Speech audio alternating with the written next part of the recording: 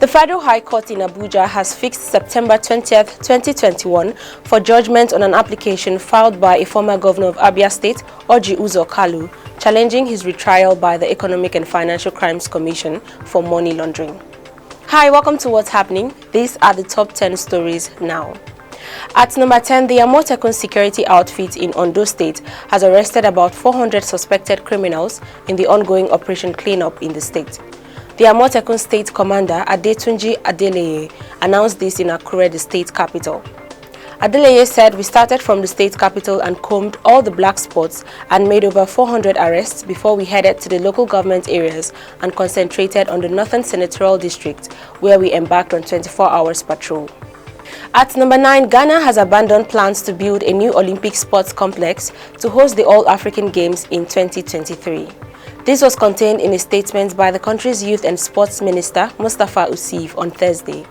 Usif told Parliament that rather than complete a new facility at Boteman near the eastern port city of Tema, the country would renovate the abandoned stadium at the University of Ghana ahead of the Games.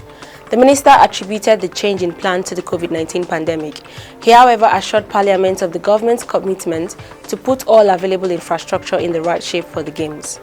At number 8, the Federal High Court in Lagos State has fixed September 27, 2021 to hear a suit seeking the winding up and forfeiture of CNN Africa's assets in Nigeria.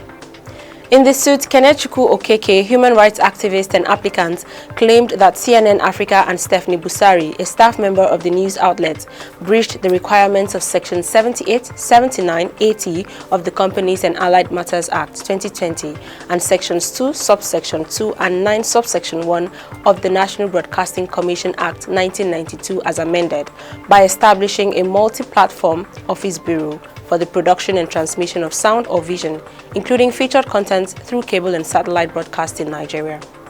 At number 7, the Ministry of Finance says the federal, state and local governments have shared at least 880 billion naira value-added tax revenue. The Minister of Finance, Zainab Ahmed, made this known on Thursday at the public consultation on the draft 2022 to 2024 medium-term fiscal framework and fiscal strategy paper. Ahmed said the federal, state and local governments received 132.70 billion naira, 442.33 billion naira and 309.63 billion naira respectively from the VAT pool account. At number 6, villagers in Zamfara State have alleged that operatives of the Nigeria Police Force killed 6 children in an attempt to disperse protesters in the state. Protesters had blocked a road from Gusau to Sokoto, demonstrating against the attacks on their homes and livelihoods by bandits. There are reports of 19 persons killed in villages across the Bugundu local government area. Eyewitnesses of the police attack on the protesters claimed the children between 2 and 3 years old were tear-gassed. However, the police denied claims that people died in the incident, claiming nobody was even injured. At number 5, the federal government has revealed that the leader of the indigenous people of Biafra, Nnamdi Kanu, who was recently arrested and brought back to the country, will be facing fresh charges. The Attorney General of the Federation and Minister of Justice, Abubakar Malami, who made this known, said the new charge will incorporate fresh allegations against the IPOB leader. Malami alleged that Kanu had since 2017, after he jumped bail, committed more offences aside the charges of terrorism, treasonable felony, unlawful possession of firearms, and management of an unlawful society. At number 4, the United Arab Emirates has prohibited its nationals from visiting Nigeria and some other countries in a bid to firm up exposure to the raging variant of COVID-19. Recall that a few weeks ago, the UAE had banned persons from Nigeria, India, Pakistan, Bangladesh, Nepal, Sri Lanka, Vietnam, Namibia, Zambia, the Democratic Republic of Congo, Uganda, Sierra Leone, Liberia, and South Africa from entering the country. The recent prohibition was announced in a joint statement by the country's Ministry of Foreign Affairs and International Cooperation and the National Emergency Crisis and Disasters Management Authority. However, UAE diplomatic missions in Nigeria and other suspended countries are free to enter the UAE on emergency treatment cases, such as official delegations and previously authorized business and technical delegates. At number 3, the federal government says it will enroll about 5 million pupils into the National Homegrown School Feeding Program by 2023.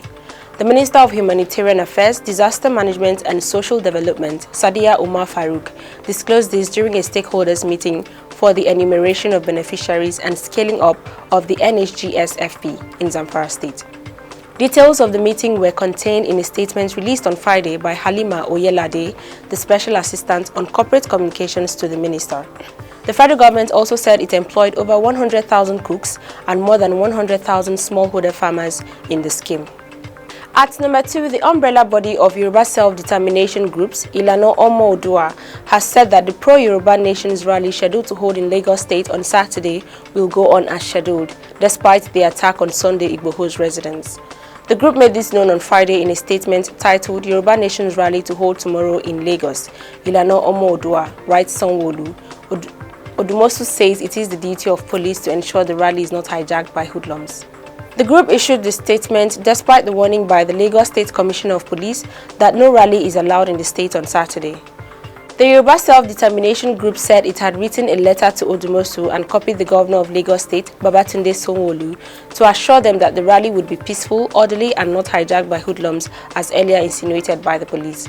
Finally, at number 1, the Federal High Court in Lagos has fixed September 20th, 2021 for judgment on an application filed by a former governor of Abia State, Uzo Kalu, challenging his retrial by the Economic and Financial Crimes Commission for money laundering. Recall that the Lagos Division of the court had on December 5, 2019 convicted and sentenced Kalu to 12 years imprisonment and his co-defendant Ude Udeogu to 10 years in jail for diverting Abia State's funds to the tune of 7.1 billion naira during Kalu's tenure as the state's governor. On May 8, 2020, the Supreme Court set aside the conviction and sentence and ordered that the defendants be tried afresh. However, before he could be rearranged, Kalu, the incumbent chief whip of the Nigerian Senate, filed an application to stop his retrial. At a hearing on Friday, the judge Ian Ekwo fixed September 20th for the verdict after lawyers representing the different parties respectively adopted the processes they had all filed and exchanged. Always remember to wear your mask, wash your hands and stay safe. That's all for today. See you next time on What's Happening.